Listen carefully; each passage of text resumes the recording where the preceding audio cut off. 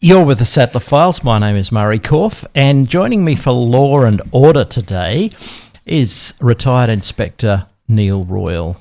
G'day, Neil. Good morning to you, Murray. Isn't that a good way to go? To say law and order and perhaps bits of disorder and unlawfulness and other things. And that's things that are of interest generally to people out there who do come in contact with or are interested in what takes place as far as the laws of the land go.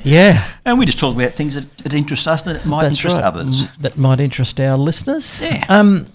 I've got a bit of irony for you this morning. On my way here this morning. I've done the washing. There's the ironing nest, is it? Yeah. On my way here today, I come up in the right-hand lane because I was doing the 101.1. There was a Subaru in front of me which had the number, and he was doing much less than that, with a keep left personalised plate on his car. Yes. And he wasn't. So there needs to be some... A keep left personalised plate? Yeah, it was K33P left. Oh, because the E's are the threes back to front, aren't they? Yeah, that's right. Yeah. So it's keep left. So, and he wasn't. I mean, it... Yeah, well, Talk about ironic. Absolutely. I mean, there he's exhorting everyone to keep left but himself. I think that might be the answer there. Yeah, Murray, have you exhausted all avenues here before making these comments? Was it a stolen car?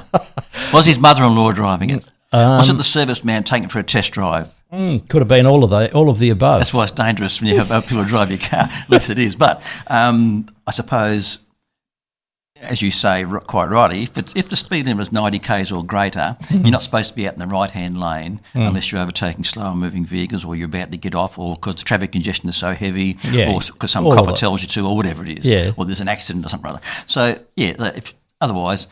Anyhow, I think it's a nothingness rule in any case because if you're doing 100 kilometres an hour, that's as fast as you can go. Why can't you travel in whatever lane you like? Yeah, well, that's true. That's just them. But then there's people that would seek to break the law and, there are those that would seek to stop them from doing that by blocking the lane. Absolutely. And those that get underfoot out there, they deserve to get told, and that's probably what the essence of the legislation is for, is for those who just deliberately want to sit out there and... I'll go as fast or slow as I like, thank you. That's right. Those ones there. Don't you dare pass me. No, so they need to be told. But interesting, you get a plate that says keep left. Yeah. I know the cops had one that said drop 5 once. Did they? When they were promoting. Okay. I mean, that's we can see the usefulness of that. But an unmarked traffic car with the number plate was drop 5. Yeah. A lot of smart comments came when we were driving that car from various people, and people were substituting the 5 for dead and all the rest of it. So as they yelled out, and they went past us, but never mind. But good thing you've got a sense of humour. Then, isn't it?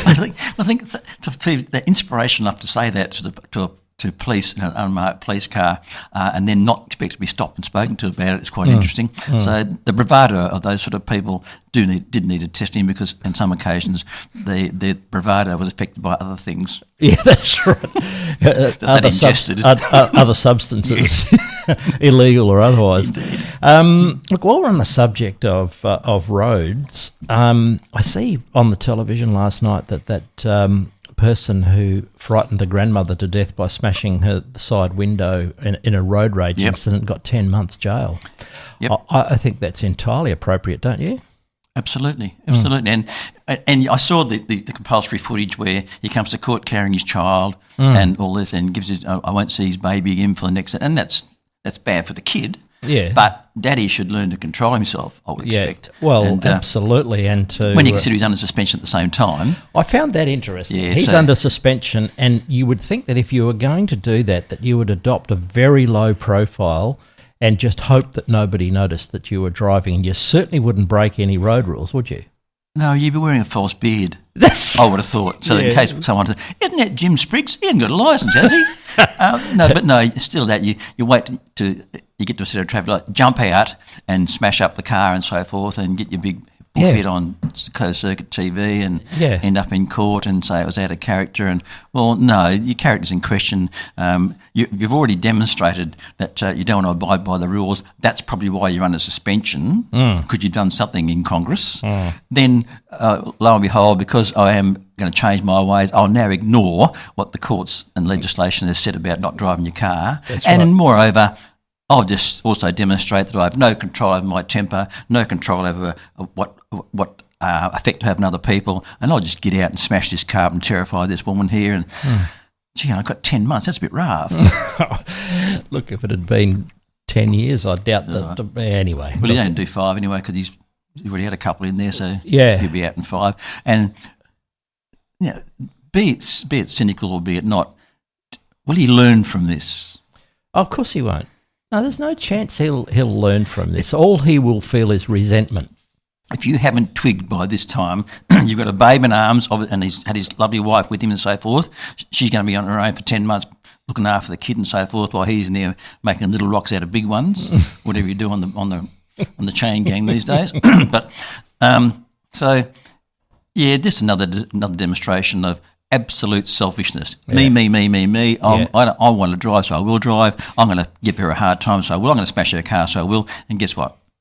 You got 10 months to think about it. Yeah, that's right. Let's hope it does some good. Well, look, I live in hope, but I cease to be optimistic about these matters because there's just so many recidivists, aren't there? They just keep on coming up, and that indicates to me that they're not thinking that deeply about things. No, don't care. They don't care, and that's the attitude part we talk about time and time again on this program. We know about behaviour and the rest, but attitude, gee, how do you change someone's attitude? Well, it's a bit like de-radicalising kids. You can't do it. It's too late. Perhaps while he's doing his 10 months in there and only seeing his babe in arms and wife every second Wednesday, whatever it is, or every Wednesday, whatever it is, perhaps he'll have some time to reflect and then think, well, no, this is not really the way to go. Perhaps I better stop being a bullhead and have my family responsibility, bring up my child and be a worthwhile person within the community. Otherwise, you're going to spend more time not seeing your child than you are seeing them. Look, I admire the sentiment, but I really don't hold out a lot of hope. So cynical yet so young.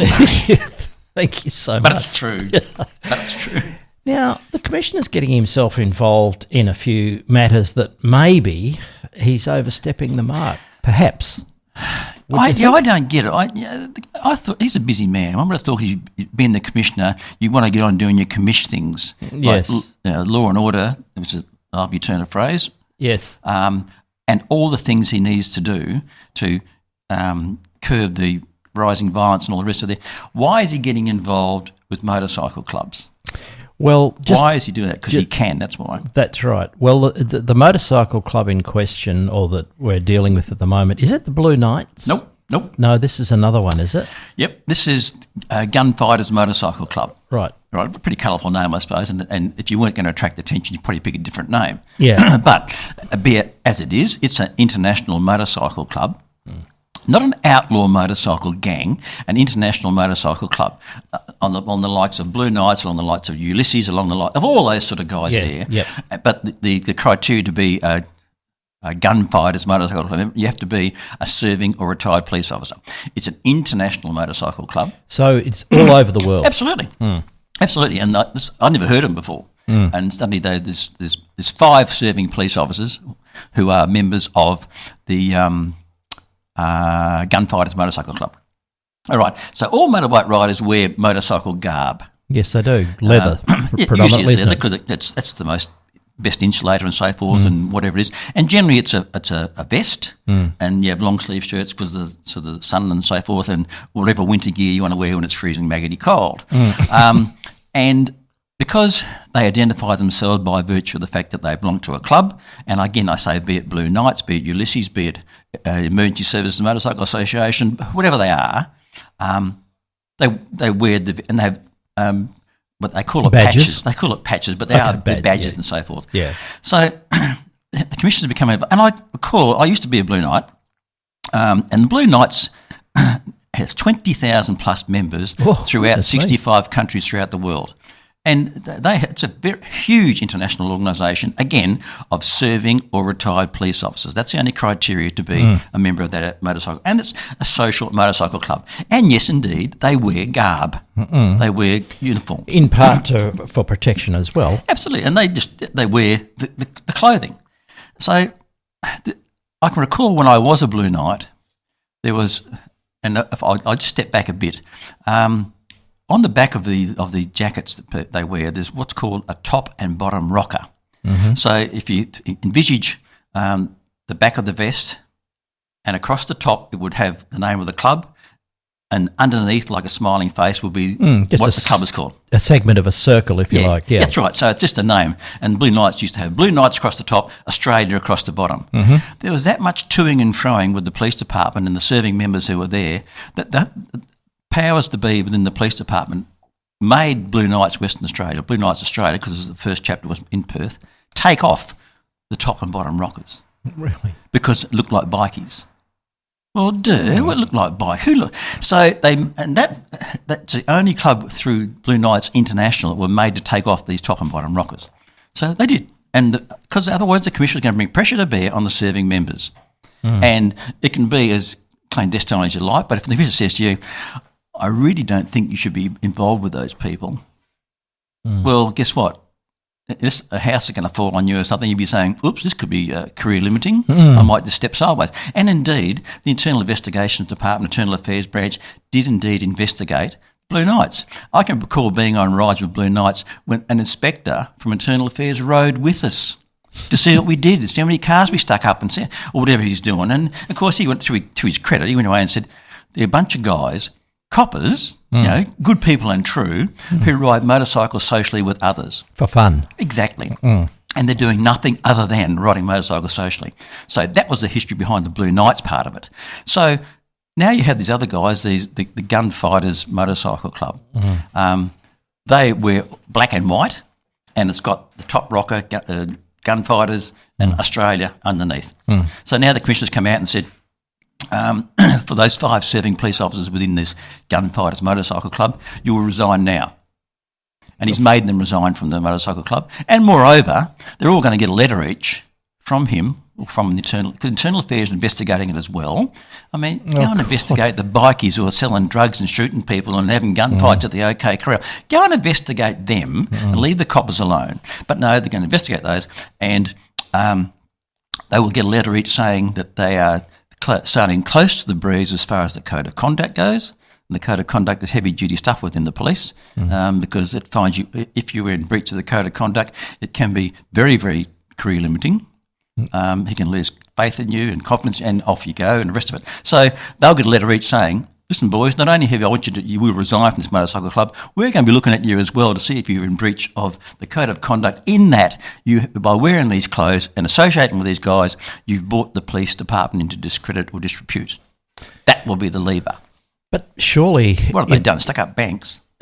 Surely in terms of him making statements like that, surely he must have to have some sort of evidence-based position on the fact that these people, or this group, the Gunfighters Motorcycle Club, have done something. That's right. And to warrant that position. And they have said they have found no criminal link anywhere or no criminal suggestion anywhere because they are serving or retired police officers. And it does become a conflict if you're a serving police officer and you're sticking up banks or something. Yeah, look, that I could see how that could be an issue. It'll be career limiting.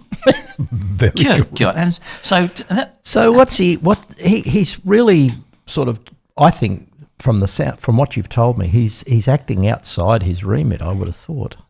Well, where has been the public outcry from good folk and true? Like, how dare these guys ride around this motorcycle club? Where's that come from? Hasn't been any. Haven't seen anything about that. And again, I say, I'd never even heard of this crowd until I saw their picture in the paper. I thought, who are they? Is it because he hasn't been asked to be a member? No, I don't think so. I'm jesting. No, I don't think so. As it is now, there's the Emergency Services Motorcycle Association, which I belong to. And they have 3 chapters. They have the police chapter, the fire brigade chapter, and AMBOs, ambulance people. So that's the Emergency Services ESMA Motorcycle Association. And they're a bunch of, and the only difference being, of course, it is primarily retired and serving police officers or people nominated by them. Okay. So you don't have to be a copper or a retired copper. You can be a good fellow like you and become an ESMA person. Okay. And again, ride socially with males and females. Yeah, because that's the same for Blue Knights, and I would think for these Gunfighters. If you're serving police officer, male or female, well, you qualify. Yeah. So, and that's it's an association of people who ride motorbikes socially, and because you're involved with motorcycle people, repairs to your motorbike and bits for your motorbike and this, that and the other, it's all things that sit around and talk about. Like some people sit around and talk about footy. That's These guys ride around and talk about motorbikes.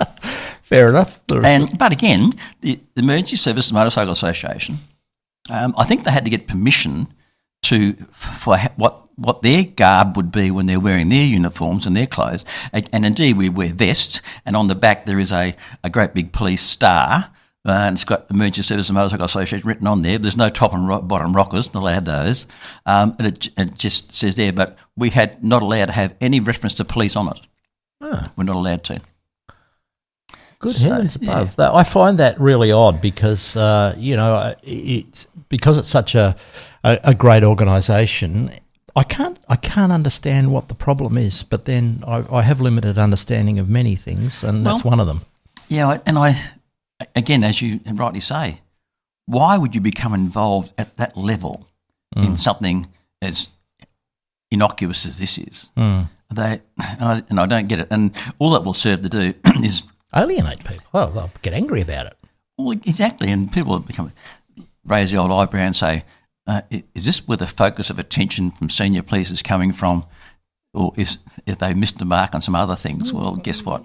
Yeah, they've missed the mark on other things. And look, I'm sure there are police officers, as much and all as I admire them, that are doing things much worse than being a member of a motorcycle club that's just there for socialising. Absolutely. And if we go off on a tangent slightly on this, because we were talking about what people wear and what this being discredited upon the police, and because of the wearing these, let's have a look at the West Australian Police uniform. Love it as I do.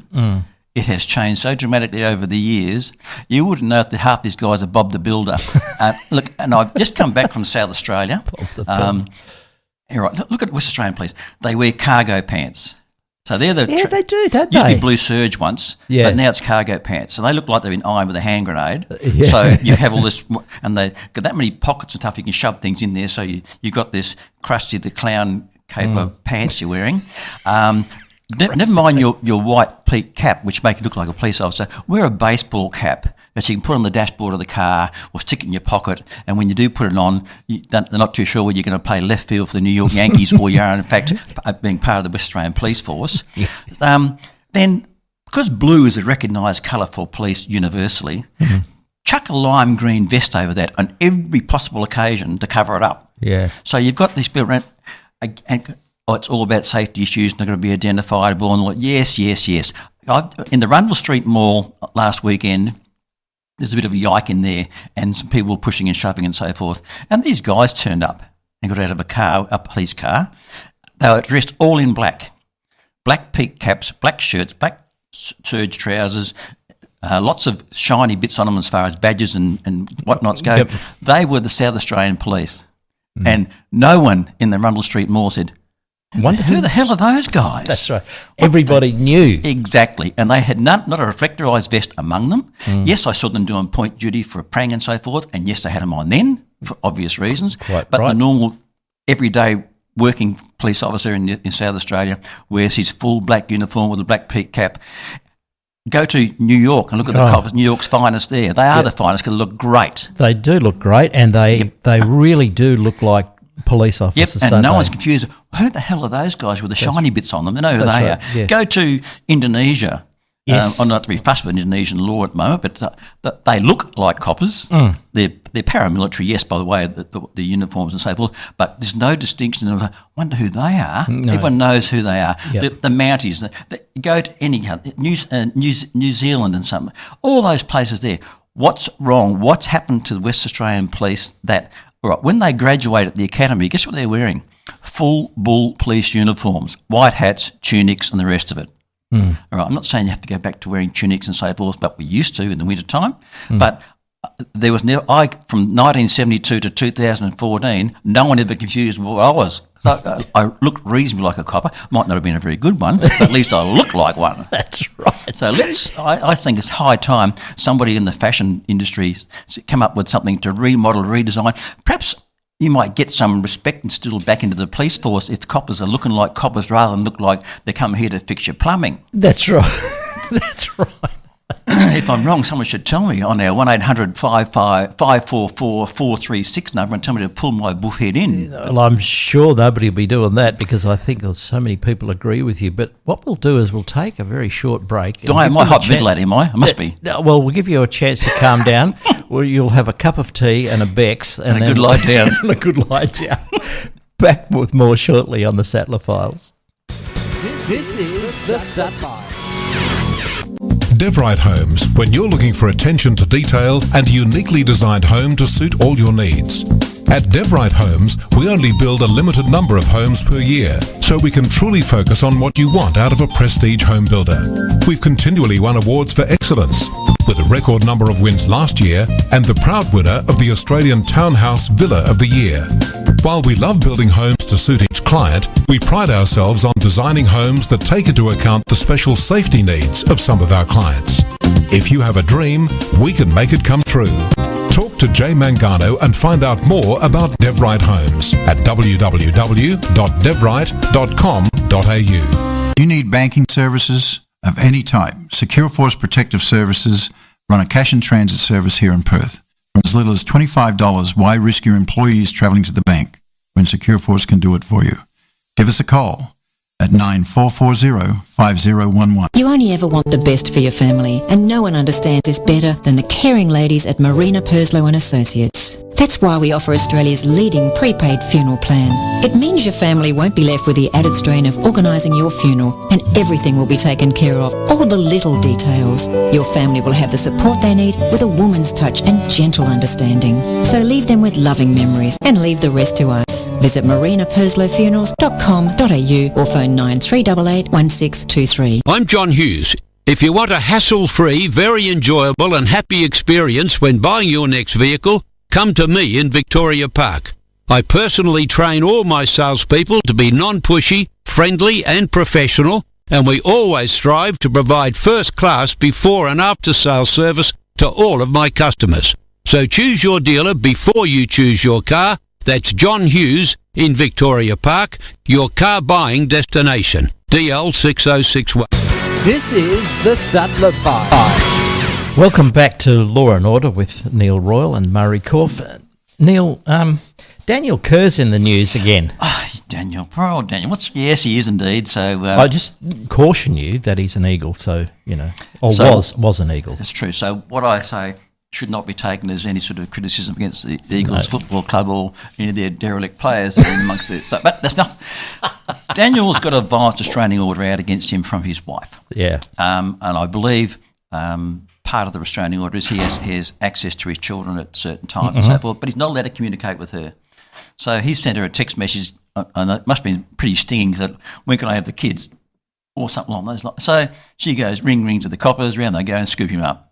What's wrong with this woman? I think she's been a bit nasty. All right, he knows what the rules are, but I don't think he's really gone outside them by sending her a text saying, when can I have the kids? When can I have the kids, But yeah. in the essence and spirit of the law, he's not allowed to do that.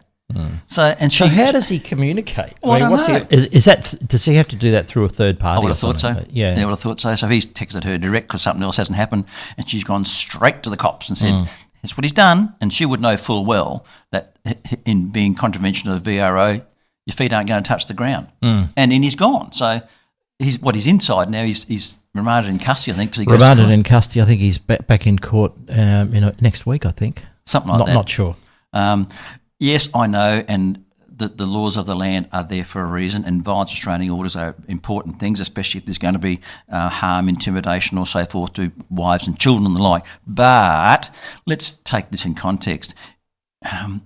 Is this lady being, I won't use that word that refers to female dogs because that people are getting their backs up, but is she being one of those when it comes to him? Yes, it's vexatious. That's a good word. That's it, yeah. A vex. Look, you'd have to think so, because what happens, and as you know, I'm not telling you anything, but the reality is that in lots of divorce cases, the children are used as pawns. Yep. In point scoring and all of that sort of thing, which I think is absolutely disgusting. And it is. And to me, on the surface of it, it looks like that's what's happening here. Well, when you consider that part of the order he's not to have any contact with the children because they're a threat and in danger and all the rest, that's not the case at all. So he's allowed to have contact with the children. So mum and dad don't get along, but unless the children have been exposed to violence and so forth from the father and they're frightened of him, which is obviously not the case because they've still got access to them, they still love their old dad. And one would assume, being a father, he still loves his kids and he's gone the wrong side of the line to do that, and she's dobbed him in, full knowing what the consequences will be. Yeah, given he's also on a suspended sentence for another issue as well. I think about petrol on houses and fires and things and whatever it is. Yeah. So they're going to frown upon him. Yeah, they are, and he's not going to come out of this very well. This is going to end in tears, which is a great shame because that sort of vindictive behaviour really has no place in family law. Well, where does it end up? Well, it gets worse and worse and just well, escalates. it just ends up in tears, doesn't it? Absolutely. So, and as his children get older, I don't know what his missus do. She's got another partner or something or other, or what she's doing, but that's neither here nor there. But where does it end? Where does it end? Well, almost inevitably, it ends in tears. Yep. You know, when someone, I mean, if you take it to its to its extreme, that's when fathers take kids and out into the bush in a car and all that sort of stuff. Yep. I mean, once again, it's extreme action, and that horrible event in Melbourne where the guy threw his daughter off a bridge. No, I can never ever fathom that. I really can't. And being a father as I am, I don't know how much you have to hate another person to do that. And that's what it is. It's hatred, isn't it? I can't have it, neither can you. Yeah. That brought a lot of people to tears, myself included. That's a disgrace, absolute disgrace. Yeah. So poor old Daniel is in the go-slow for a while and looks like it might be a bit longer than he thought. The only one thing that is certain about it is that Channel 7 will wring every last drop out of it. Every last drop. Every time they see him now, why do they use that footage where he's wearing that off-the-shoulder number? Yeah. Why do they use that all the time? Desple's nodding here because she's a Juno lady, she knows. She knows what they do. Yeah, why use that? That's how old is that footage?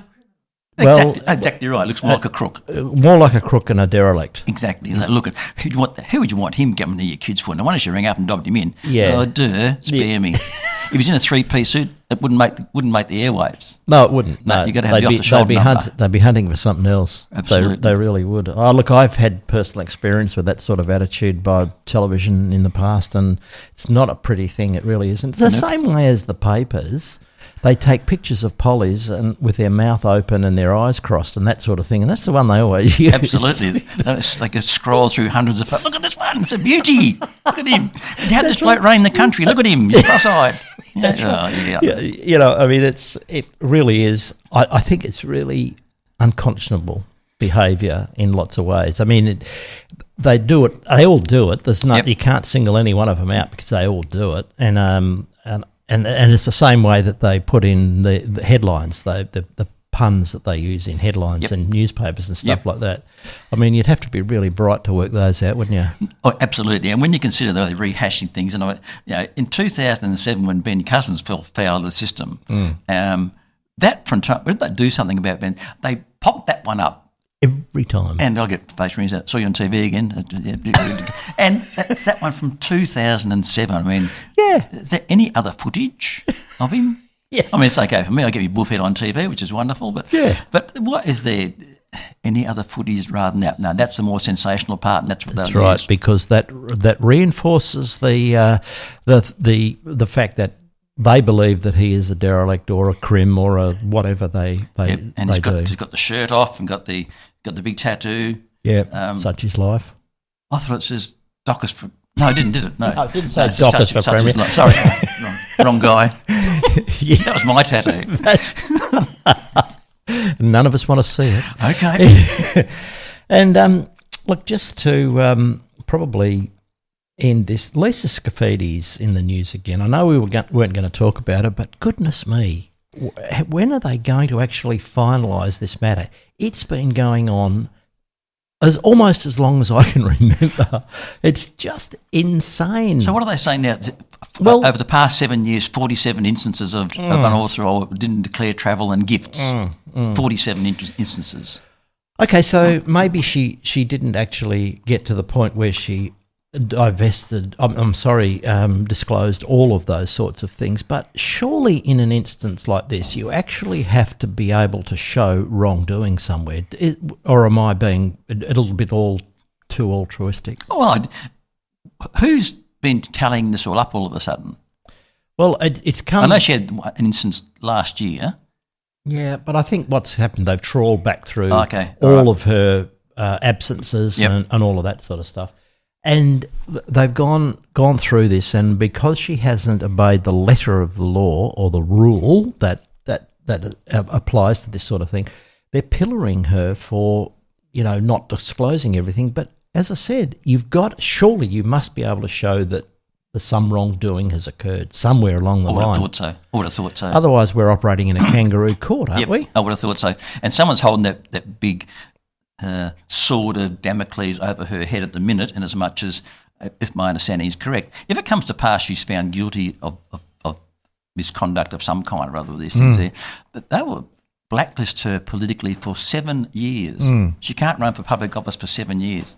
That's game over, isn't it? Well, it is. I mean, is that the plan for somebody? Go and find something else to do. Is that the plan? Well, it certainly seems like it because, and the way that they keep on using the footage of her just walking into the building and all that sort of stuff, they use the same thing, but there's nothing on her that is in any way not incriminating. That's not the word I want to use, but in any way, it's showing her in a bad light. It's just her dressed very nicely and all that sort of stuff. And Liam Bartler just seems to has this as an obsession. They don't like each other, do they? They seemingly not.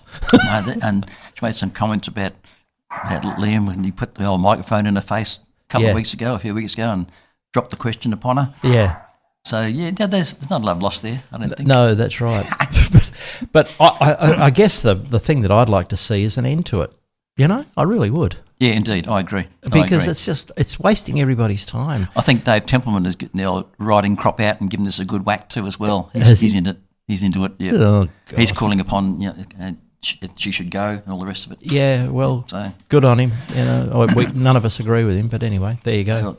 They move in strange political circles, these folk here. I'm only a humble soul. That's right. I just move in concentric circles. Way to go. You'll disappear eventually. That's right. I don't know where. Yeah, I pretty much know where. Neil, thank you so much for being with us today, and we'll look forward to catching up with you again really soon. Just before we go, what happened last weekend? Now, what happened? Both the Eagles and the Dockers had a bad day, didn't they? Yeah, it's true. And one of those teams was a good team out of luck. I'll leave you to decide which one it was. Indeed. No problems. Thank you so much, Neil. Catch Next up week, with you soon. We shall. This is the Sattler Files. When you're looking for attention to detail and a uniquely designed home to suit all your needs. At DevRight Homes, we only build a limited number of homes per year, so we can truly focus on what you want out of a prestige home builder. We've continually won awards for excellence, with a record number of wins last year and the proud winner of the Australian Townhouse Villa of the Year. While we love building homes to suit each client, we pride ourselves on designing homes that take into account the special safety needs of some of our clients. If you have a dream, we can make it come true. Talk to Jay Mangano and find out more